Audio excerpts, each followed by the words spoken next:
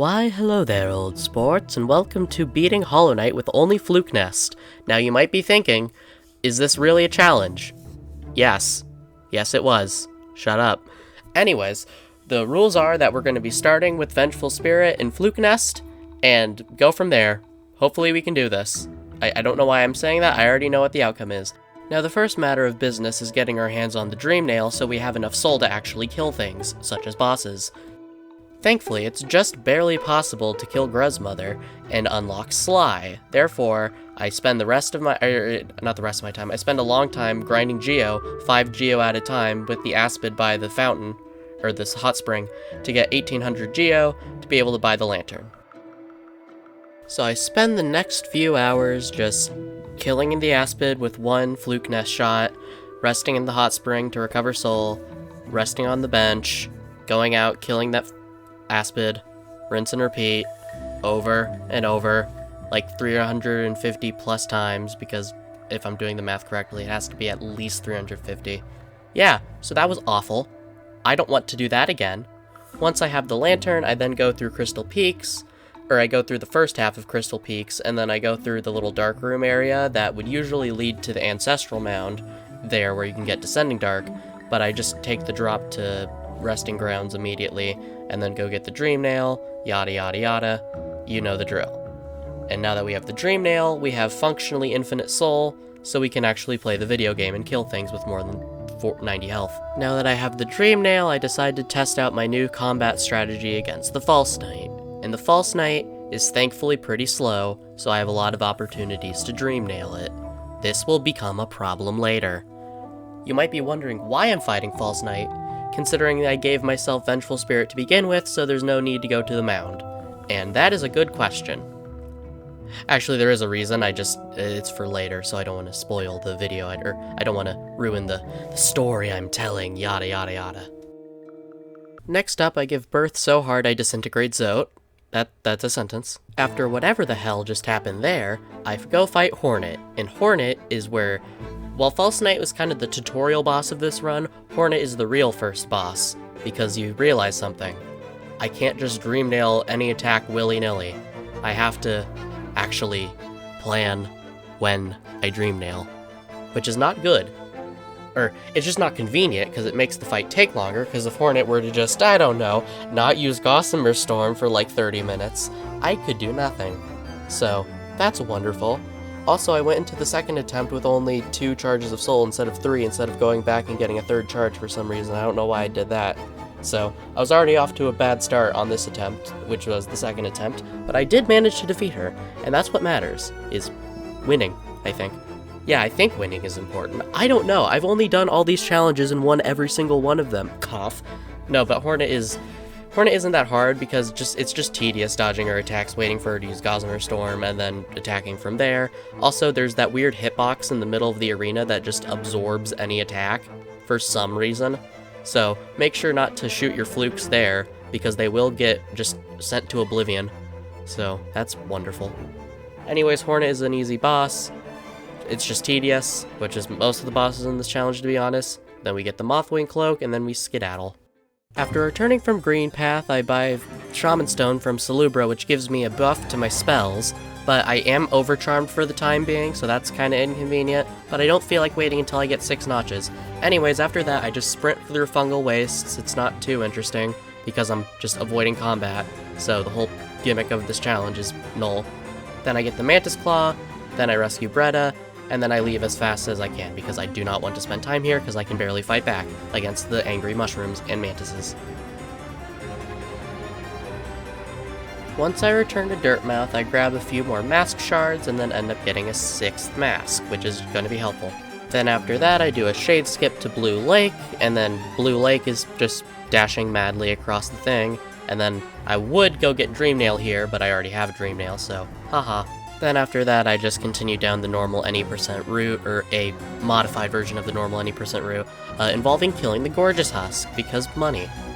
And then after that, I just, since I'm not using a version of the game that allows me to do the lever skip, I just kill the Husk guard there normally that's guarding the lever to the Watcher Spire.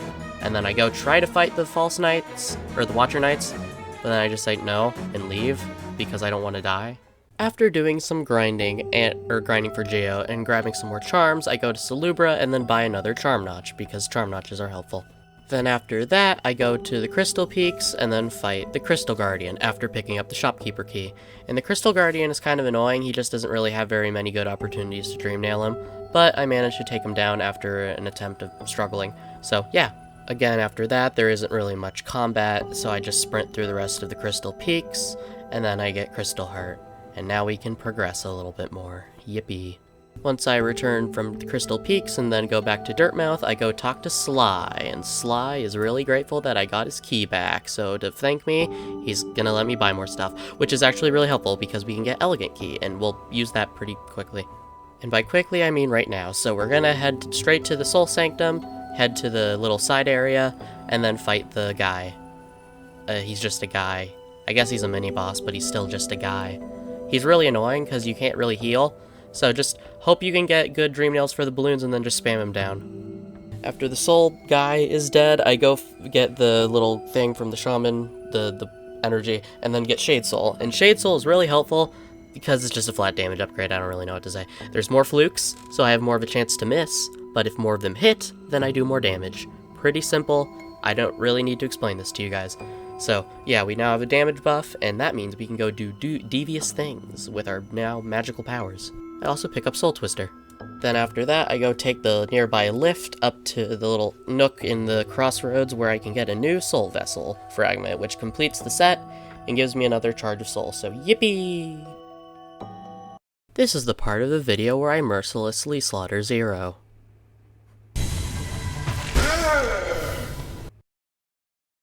There you go. After killing Zero, I go fight Gorb, and he lasts a little bit longer, which makes sense because he is a superior boss and a great mind, so yeah.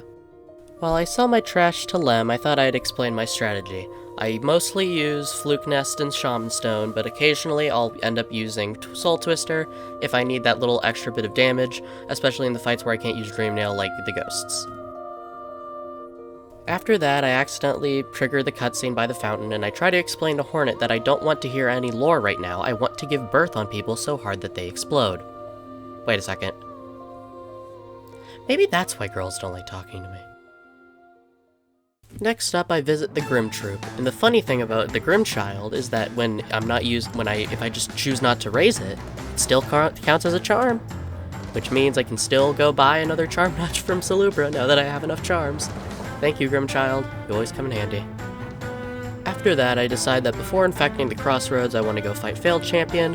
And the thing about Failed Champion is I have just enough soul if I have Soul Twister or Spell Twister to where I can knock him down in one round magazine of, I don't know, one magazine of soul. That sounds stupid. Anyways, I'm able to knock him down and then just go from there. So easy, knock him down, fill up on soul while in the face phase, then just rinse and repeat. After that, I descend into the Ancient Basin and defeat Lost Kin, or Broken Vessel, on the first try.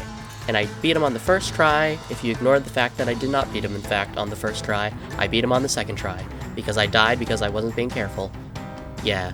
After that, I also beat Lost Kin on the first try. Again, if you ignore the fact that I have 30 minutes of attempts of me dying to it, I beat it on the first try.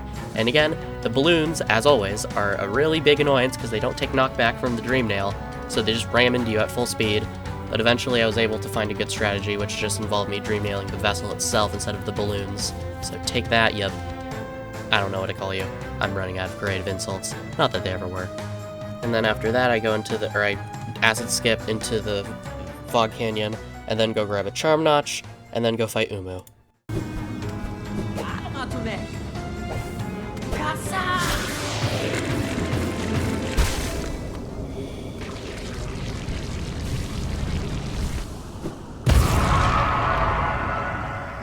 Oh yeah, also Monomine died somehow. I'm not quite sure. I think she slipped on a banana peel before I stabbed her to death. Who knows? Could have been anything. Then after that, I go fight the Watcher Knights again, or I fight the Watcher Knights for real this time, to get to Lurien.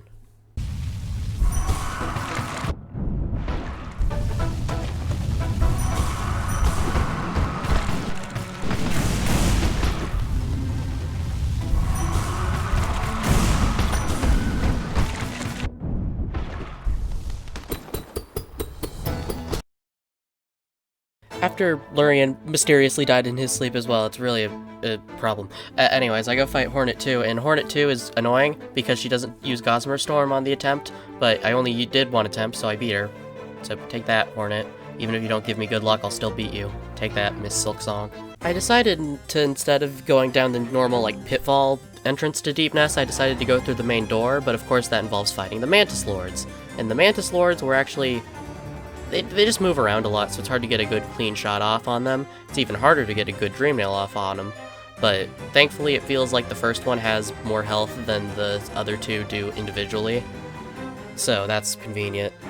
Or it just means the fight doesn't go on too long, which is good game design. It's almost like they thought about this game when they made it or something. No, but the Mantis Lords fight it's just awkward on this, because I'm really powerful and I should be melting them, but they move around a lot, so it's just kind of like stalling, waiting. It's like stalling the inevitable almost, because I'm going to win. It's just a matter of how long it's going to take, so that's a bit sad. Anyways, after that I go to Deep Nest and fight Galeon, and he somehow looks even more pathetic than Zero this run. It took 2 clean shots to the skull to wipe him out. So I ran into a small problem. I lost the footage of the rest of me playing the game, so I went and fought Markov, and he kind of just went down pretty quickly too, because, again, the health scales with nail upgrades, and we're not upgrading our nail, so their health is pretty low. Then I went and fought Traitor Lord, and he was pretty easy, because he's Traitor Lord.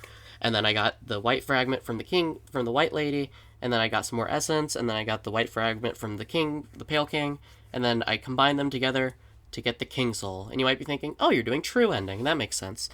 No, I'm not doing True Ending, because that would be painful. And by painful, I mean I don't think it's possible.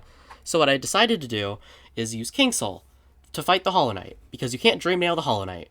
Yeah, so I can't Dream Nail the Hollow Knight, which means I need to have a infinite source of soul, which is King Soul, which means I'm the first person ever to use King Soul as a charm, and not just use it as a key to get Void Heart.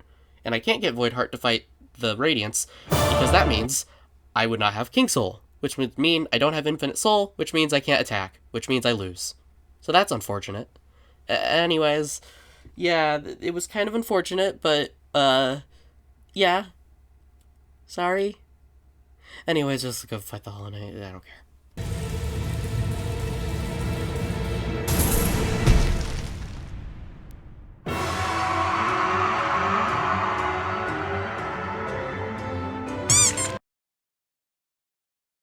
Uh-oh.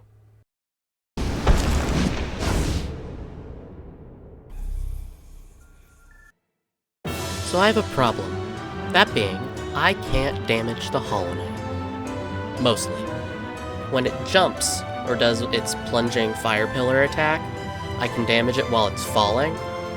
Because I think when it's in a falling state, whatever trigger, or whatever flag that makes it invulnerable to flukes normally is disabled.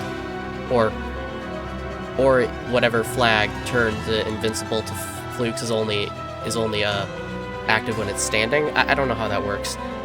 So, the fight is difficult, because most of it is just spent dodging, waiting for it to jump, and then trying to snipe it in midair with a shotgun. So, not the best, but I managed to do it slowly. And the problem is with this fight, if it gets you on the back foot too much, you're gonna just snowball down into oblivion. So that's usually not what you want to happen. You want to try to have as much soul as you can at all times, so you can either heal or take advantage of any brief moments you have to attack. And in the third phase, where it starts stabbing itself, you can actually tell how you're progressing due to the music, because the music gets a little bit more dynamic as the phase goes on. Because first the violin starts, then the choir starts. So the Hollow Knight, it was manageable. It was difficult and it was tedious, but it was manageable. And then it wasn't manageable because of the fourth phase. Once the Hollow Knight enters its fourth phase, you can't fight it anymore. It doesn't do any jumping attacks. It doesn't do the fire pillar attack. All it does is the stab, the balloon attack, and the failed triple swing attack. And the problem is, none of those put it into that falling state that allow me to damage it. But this isn't just a problem of, oh, it can't kill, or I can't kill it. It can't kill me either. By this point, all of its attacks are so easy and predictable that I have more than enough time to stall for soul, and it limps along and collapses so often that I have plenty of time to heal, too. So we're just locked in an eternal stalemate. Neither unable to kill each other. It doesn't matter what we try, we're gonna keep fighting. I'm not going to give up, because I don't want to lose a challenge, and the Hollow Knight was given one duty. It had one thing to hold on to, and fighting was it. Fighting against anyone that would try to usurp it. So it won't quit either. So we're stuck. 2 knights no one remembers, fighting over the ruins of a dead kingdom. How poetic. Hell, you could even simplify it and make it like that one Gale quote, 2 nobodies fighting over nothing at the end of the world. How tragic. This challenge is impossible, but not because we didn't try, but because of a weird programming bug possibly with the Hollow Knight fight. Who knew the Hollow Knight was immune to MILFs? I guess some of that not thinking did something good for it, I guess. Anyways, if you like this video, please leave a like, subscribe, and a comment, or all the YouTube things. Share it with your friends if you feel like you know someone who would like this video. And have a good day, night, or evening, whenever you're watching this.